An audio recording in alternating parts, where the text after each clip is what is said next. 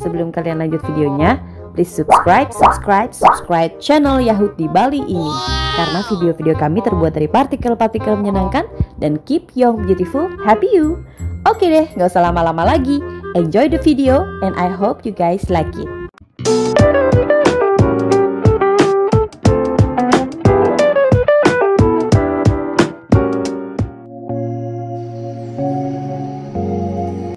Hai guys, kembali lagi bersama saya Vika Dirga. Oke, hari ini kita akan berkunjung ke salah satu objek wisata yang berada di Desa Bedulu, Kecamatan Belah Batu, Kabupaten Gianyar, Bali. Lokasinya ini berdekatan dengan pariwisata Ubud, sehingga lebih dikenal dengan objek wisata Goa Gajah Ubud. Ayo kita ikutin sejarah cerita hari ini, tentunya hanya di Shaka Shaka Channel.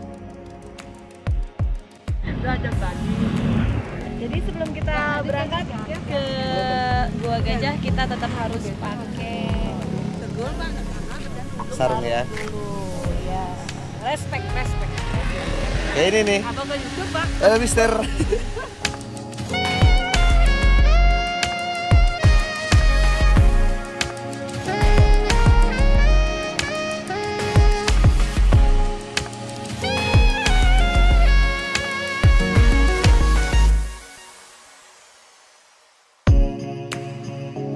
Guys, welcome back to my channel, Vika Dirga Channel. Shaka.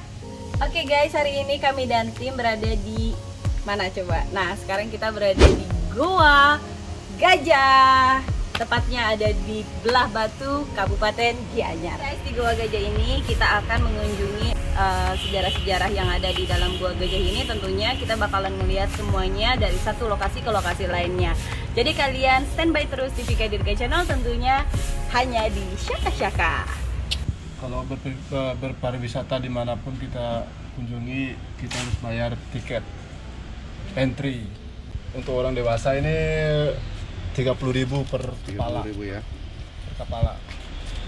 Tanpa ini kita tuh tidak boleh masuk. Oke. Ikan entry.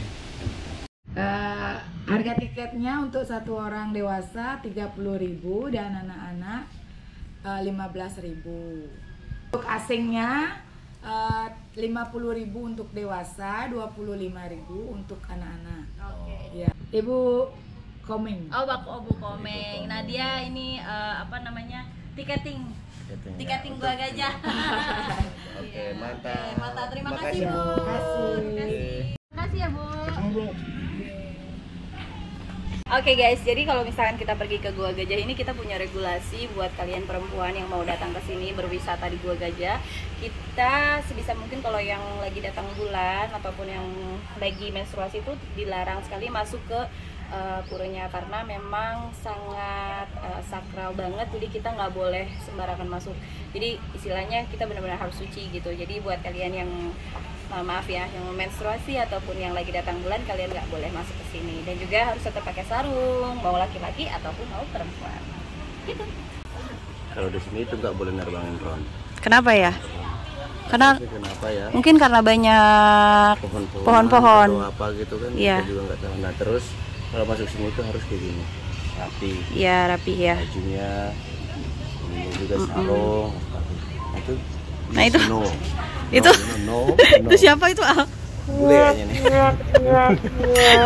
Ini dikali nih. Itu bukan Mama Karo. Ini dikali nih. Aduh, dikali, ini nggak boleh masuk nih. Ini belum masuk.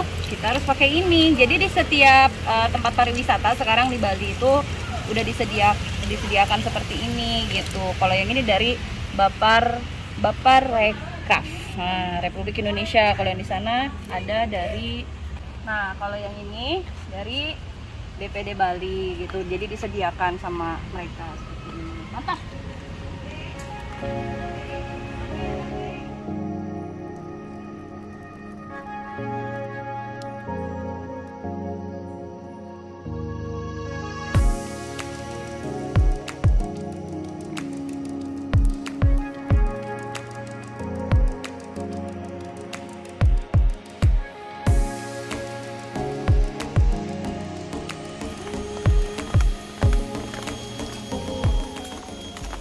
Banyak pohon kelapa sama masih asri banget di sini ya.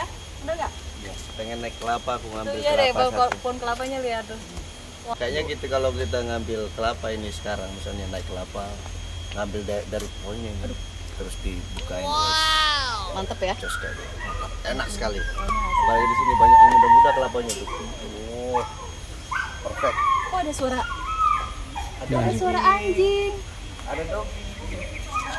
Oh, doginya bisa kayak ngomong, "Oh, let's go," katanya dia.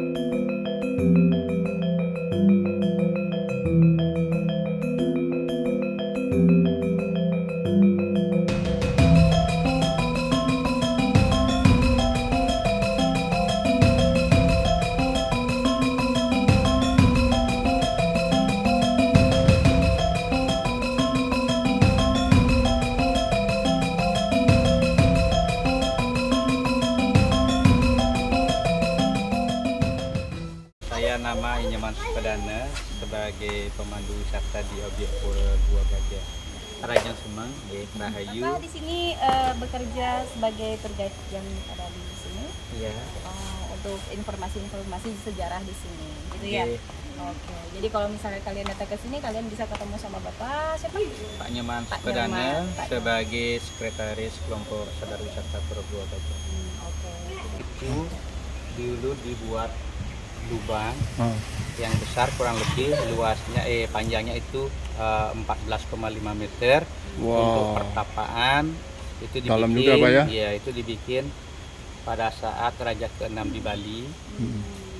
Di mana pada saat itu Bali dipindah oleh Raja Udayana bersama permaisurinya Sri Gunadia Mopatni bersama anaknya yaitu Erlangga, Marakada dan Bungsu.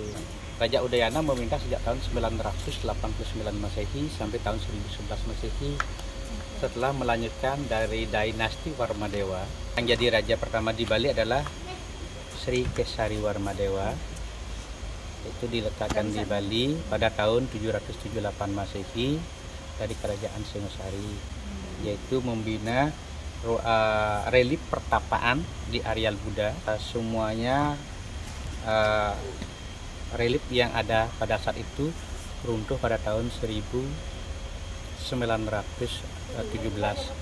Kalau ini juga kebanyakan rusak dulunya dan ini baru diketemukan karena Bali pernah ditaklukkan oleh Mojopahit pada tahun 1343 di bawah pimpinan Gajah Mada. Bali dapat ditaklukkan pada saat itu. Tempat ini kenapa dinamakan Gua Gajah? Karena para arkeologi dari Belanda banyak menemukan arca Ganesha. Itu kurang lebih tahun 1960-an diberi nama oleh Borne Temple. Akan tetapi tempat ini aslinya diberi nama dalam kitab suci dari prasasti Pandak Badung dengan nama Kuncara Kunjapada. Kuncara itu artinya gajah. Kunja itu adalah sebuah gunung di Hindia Selatan di Mysora, di mana tempatnya para pertapa atau Resi Agastya mendirikan asrama di lereng Gunung Kunja. Makanya kalau pada itu artinya sama. Ini menyamai aslinya asrama dari Resi Agastya di lereng Gunung Kunja. Makanya disebut dengan nama Kuncara Kunjapada. Di lereng Gunung Kunja asramanya banyak dikelilingi gajah liar. Itu prasasti Pandak Badung pada awal pembikinan tempat ini. Tempat ini juga diganti namanya oleh sekretaris dari Mojopahit, yaitu dengan nama Empu Prapanca. Dalam kitab sucinya Negara Kertagama dia tulis pada tahun 1365 dengan nama Luah Gajah. Ya, mari kita lihat yang detailnya. Mari. Yang ini beberapa reruntuhan yang diketemukan oleh para arkeologi, kebanyakan reruntuhan dari kuil Buddha. Yang kecil-kecil dibawa ke sini, juga beberapa reruntuhan dari pintu masuk dari areal Pura Gua Gajah. Kenapa disatukan di sini? Karena peninggalan Hindu Buddha yang ada di sini dulunya juga aslinya adalah satu. Wow, look at that. Ini disusun rapi Disusun ya. dengan jumlah arca 7 buah arca. Oke. Arca bidadara 2, yang tengah-tengah bidadarinya 4. Oke. Yang satunya lagi arca Ganesha yang di tengah itu diletakkan di atas, kemungkinan belum bisa dipasang pada saat itu, pada waktu ditemukan oleh Christman, seorang arkeolog dari Belanda. Fungsionalnya untuk tempat mandi pada waktu itu. Akan tetapi sekarang cuma kita boleh cuci tangan, cuci muka, macam orang Bali bilang melukat untuk penyucian diri. Oh iya, untuk penyucian sebelum diri. kita melakukan persembahyang atau pertapaan di dalam gua. Oke. Tempat ini bukanya 24 jam. Biasanya orang datang malam hari untuk sembahyang dan semedi.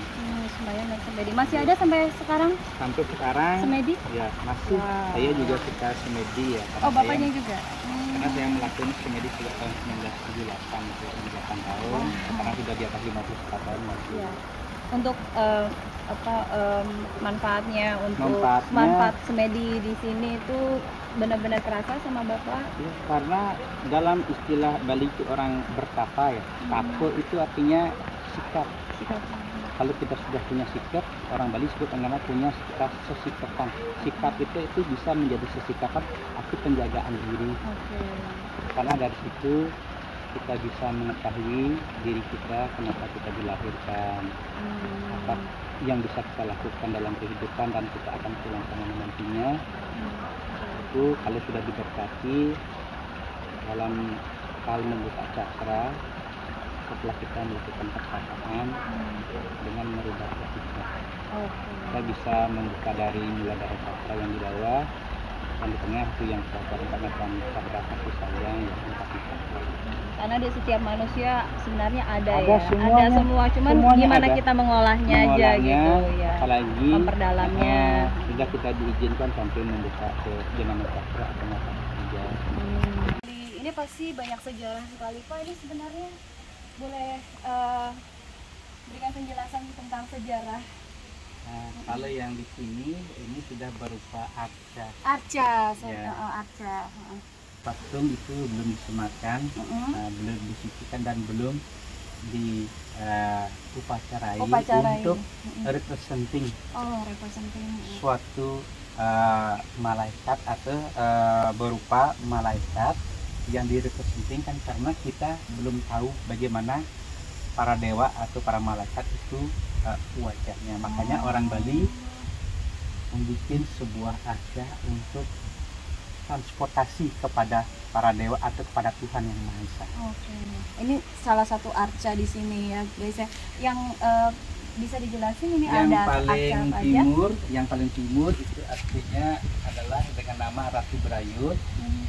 Itu adalah seorang wanita yang banyak anak. Dulunya ada seorang wanita yang kejam bengis.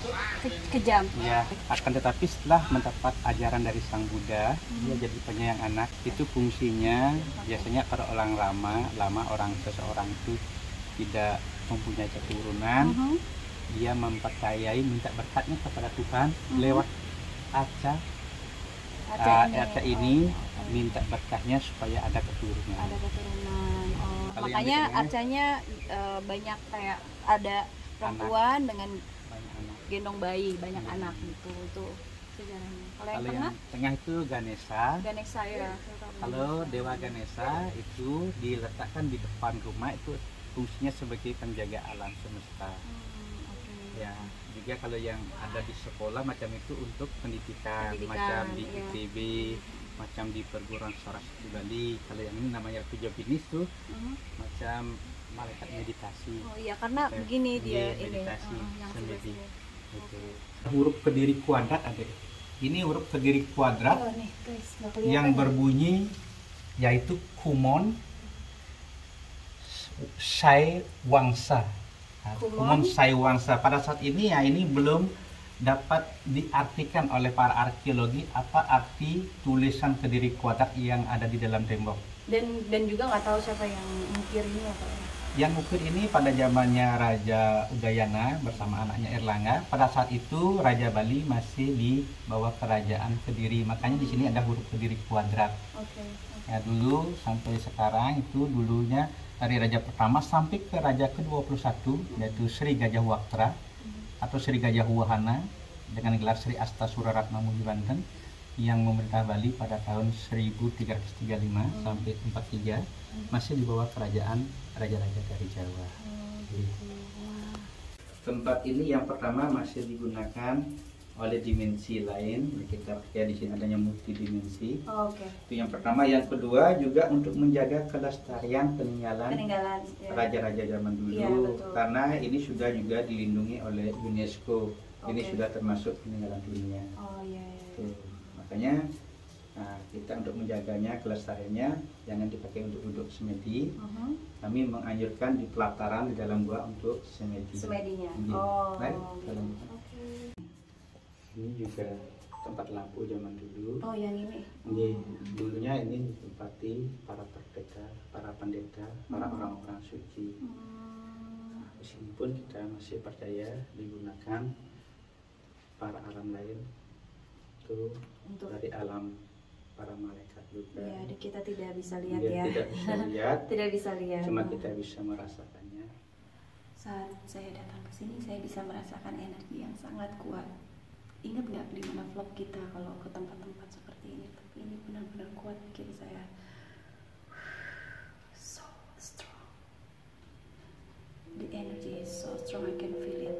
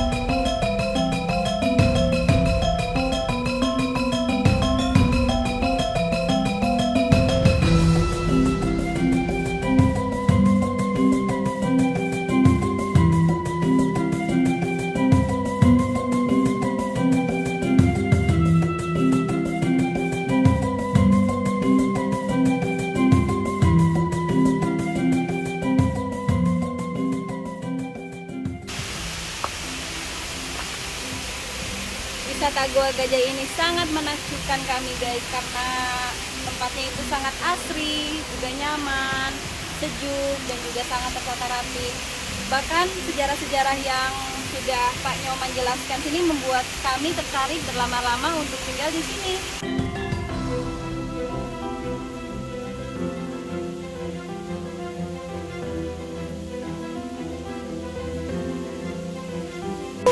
Guys, mantap banget hari ini ya. Wah, the best banget pokoknya Pengen trip kali mandi. ini.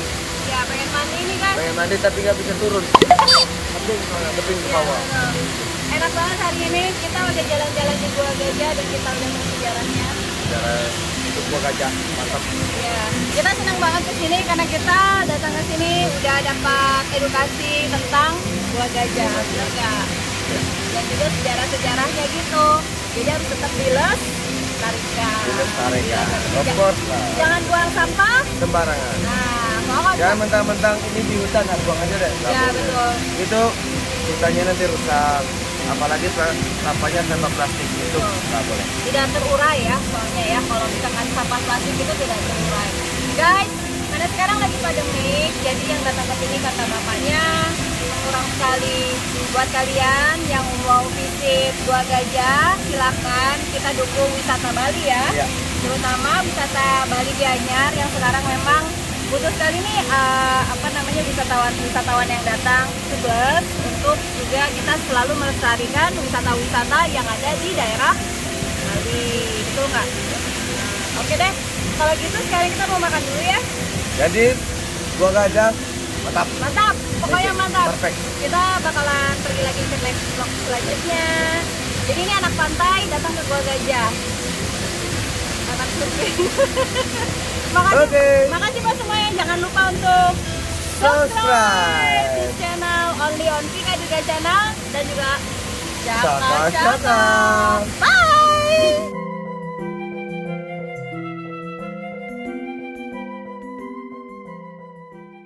2 hours later. Alright guys, sekarang saya sudah ada di rumah lagi. Capek sekali hari ini guys. Tapi betul-betul berkesan sekali karena dengan jalan-jalan di vlog kali ini saya bisa belajar tentang sejarah-sejarah yang ada di Pulau Bali, terutama di Goa Gajah tadi guys. Karena seharian sudah terpapar matahari dan juga kita sudah panas-panasan, saya nggak lupa selalu memakai produk dari Scarlett. Jadi produk Scarlett kali ini tentunya dikirimin langsung dari Scarlett Whitening-nya guys. Jadi saya dikasih Glow Tanning Serum. Ini dia produknya. Nah, Glow Tanning Serum ini betul-betul bukan hanya membuat kulit kalian cerah, tapi ini sangat bermanfaat juga untuk kesehatan kulit kalian. Nah, ini packagingnya. Pertama dikirim sama mereka ini betul-betul rapi sekali dan gak ada cacat. Pokoknya mulus banget. Juga di wrap pakai bubble wrap. Jadi kalau keguncang-guncang itu aman. Biasanya di packagingnya ini gak cuma seperti ini. Jadi kalau misalkan kita buka tuh, dia ada kardusnya lagi gitu. Tuh kayak gini nih guys. Tuh. Ya. Wow. So ini dari sana yang udah dari sana. Jadi kalau misalkan ke gujrek itu dia nggak bakalan keluar gitu loh. Ini aman banget. Jadi packagingnya tuh bener-bener pure 100% perfecto gitu. Nah ini perfecto sampai kayak gitu.